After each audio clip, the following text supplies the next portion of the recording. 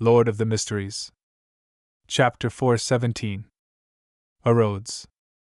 Seeing the scene in the silver mirror, Klein revealed a pensive expression.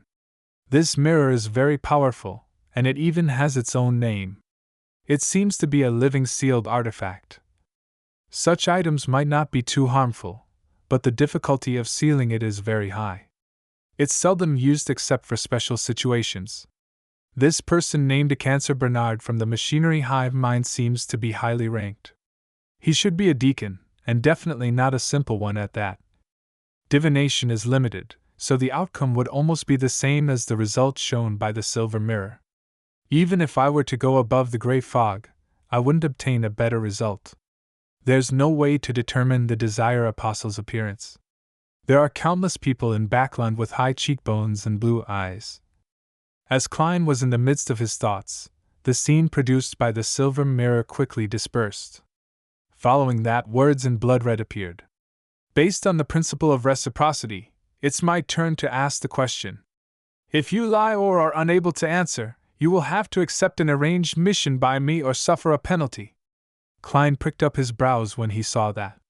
Is this some truth or dare mirror? Interesting. The words, which resembled dripping blood, slowly changed into new characters, forming a new sentence. What is Red Light's true name? Red Light? One of the leaders of the Great White Brotherhood. One of the 7 pure lights above the spirit world? Klein thought through it carefully, and realized he didn't know the answer. He only knew of Yellow Light, Venethin. Cancer's throat bobbed up and down as sweat gradually appeared on his forehead. After a brief moment of silence, he said in a deep voice, Nanides! Wrong. The blood-red words on the mirror changed again. Mission or penalty? There was an obvious struggle on Cancer's face. Finally, he breathed out and said, Penalty. Just as he finished speaking, a streak of silver-white lightning appeared out of nowhere and struck his head. With sizzling sounds, Cancer's hair stood on their ends, and his body collapsed with a thud. Small amounts of black smoke billowed from his body. However, the mirror didn't fall to the ground with him. Instead, it floated by itself and landed on the desk. After 2 seconds, Cancer staggered to his feet and sat there, panting while shaking. Klein looked at everything in silence, unsure of how to react. After a while, Cancer, who had recovered a little, looked at him and said with a forced smile, You should have heard of sealed artifacts, and know that they come with certain negative effects. Yes. Klein looked at the standing hair on Cancer's head, and suddenly understood why his hairstyle was so frizzled, messy, and stubborn. Klein couldn't help but say, Actually, you could do the questioning alone. There's no need for you to do it in front of me. The requirement of using this mirror is that there must be someone watching by the side. Cancer was still trembling. It's so sentient. Klein took 2 steps forward and came to the table. He carefully looked at the silver mirror out of curiosity and found that, apart from the strange patterns and 2 decorative eyes, there was nothing special about the sealed artifact. Cancer, whose side was facing him, trembled as he chuckled. You can pose questions to him. We don't mind. No, I don't have any intention to. How could Klein play truth or dare with something like an Ouija board? As he spoke, he tried to touch the edge of the silver mirror. It's ice cold to the touch and has a metallic feeling. As Klein had this thought, he saw the ancient silver mirror tremble slightly. White words quickly appeared on it. Your loyal and humble servant, Arrodes, at your service. Ah? Klein's mind momentarily went blank. Then, he left the table without any change in expression. What's going on? This mirror was still playing truth or dare with others in a very cold and ruthless manner just a moment ago. How did it become like this in the blink of an eye? Klein was amused and puzzled. He quickly made a guess based on the information he had gathered. The silver mirror knows Red Light's true name, so it seems to be related to the spirit world to a certain extent. And the mysterious space above the gray fog seems to be connected to the spirit world as well. At the very least, when I summon myself, I will be able to see what appears to be the spirit world after passing through the door. Is this mirror named Arrodes able to sense the aura of the gray fog? While these thoughts were flashing through his mind, Klein saw that a cancer had recovered and stood up once again. He grabbed the ancient silver mirror while the other two members in the room also stopped pretending that they hadn't seen anything while they were aimlessly searching the room. After a series of inspections, Klein bade a cancer and company farewell and found Isengard Stanton, who had returned to the activity room. "What do we do next?" he asked directly. Isengard replied with a solemn expression. "Let's have Stuart and the others have their families move in together. It will make it easier to protect them. However, this can only be a short-term solution. You and I, as well as Kaslana, will act normally and receive secret protection. Let's hope the Desire Apostle can be found as soon as possible." "You're a believer of the god of steam and machinery, right?" "Yes," Klein replied as he drew a triangular sacred emblem on his chest. At the same time, he lamented a little. "For the foreseeable future, I can only go above the gray fog while inside the bathroom." In Empress Borough, the opulent villa of Earl Hall, Audrey glanced at the elegantly shaped wall clock and slowly sat down in front of the dressing table despite her nervousness and excitement. She was heading to the home of her psychology teacher, Escalante, and take the key step of becoming an official member of the Psychology Alchemists. Before doing so, she needed to time herself well before praying to Mr. Fool for his help. "I should be able to see the angel this time, right?" Audrey thought with anticipation. After a few seconds of silence, she clasped her hands together in front of her mouth and nose and softly chanted the honorific name of the Fool.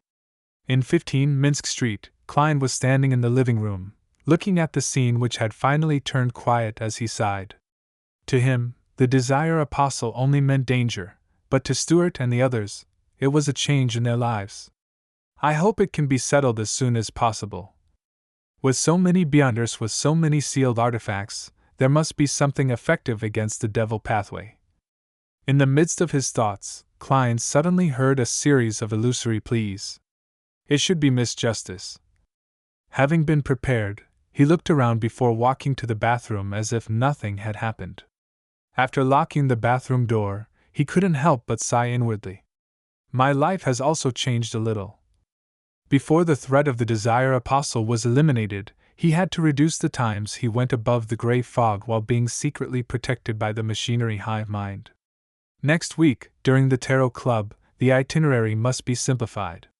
However, no matter how compressed it is, it'll still take nearly 10 minutes. Well, constipation is a very normal thing. Who says that Beyonders can't be constipated? Being optimistic, Klein took 4 steps counterclockwise and went above the gray fog. Next, Audrey followed what she had been previously taught and set up a simple ritual, entering the artificial sleepwalking state. When Klein saw her blurry figure inside the Crimson Star, he went through the procedure, first using his spirit body to contain the Black Emperor card, then picking up the paper figurine he cut with his improved cutting skills, and sending it out. As expected, the paper figurine gathered the power that was being stirred out of the gray fog, turning into a gigantic angel with 12 pairs of black wings. Audrey watched as the sacred and majestic angel descended before her, wrapping herself in its layers of wings. She was left speechless for quite some time. "This is an angel, Mr. Fool's angel. And it even has 12 pairs of wings, an archangel. This is exactly the same as the descriptions in the legends of canon. This is also an angel of our Tarot Club." Audrey watched as the angel's silhouette rapidly faded away. She suddenly felt that it was exceptionally sweet. She thanked Mr. Fool with joy, excitement, and piousness, and then she called the maids and told them to get ready for her trip outdoors. Klein smiled and returned to the living room, looking at the bullet hole in the wall, and lost himself in thought. Should I hang a cheap oil painting to cover it or repair it and paint over it? In Escalante's house at Hillston Borough, 7th Avenue. Audrey left her maid and bodyguard in the living room and followed the mistress of the house into the activity room with Susie, her huge golden retriever. In the activity room, there were 2 other people waiting. One of them was Hilbert Alucard, the psychologist who was introduced to her by Lady Norma. The other was Stephen Hamprez, who had organized the previous psychology discussion. At that moment, although it was already time for the banquet, There was only a single ordinary candle lit in the room.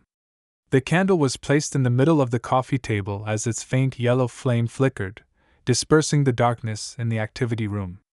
After greeting each other, Hilbert, with his slightly brown skin that was thanks to the tiny bit of southern continent blood in him, glanced at Susie, but he didn't say a word. Audrey smiled apologetically and said, "I feel more secure with it around." Susie also looked at Hilbert with innocent eyes. "Understandable. Please have a seat." Hilbert smiled and sat down on the sofa on the other side of the coffee table. Hampres and Escalante also took their seats.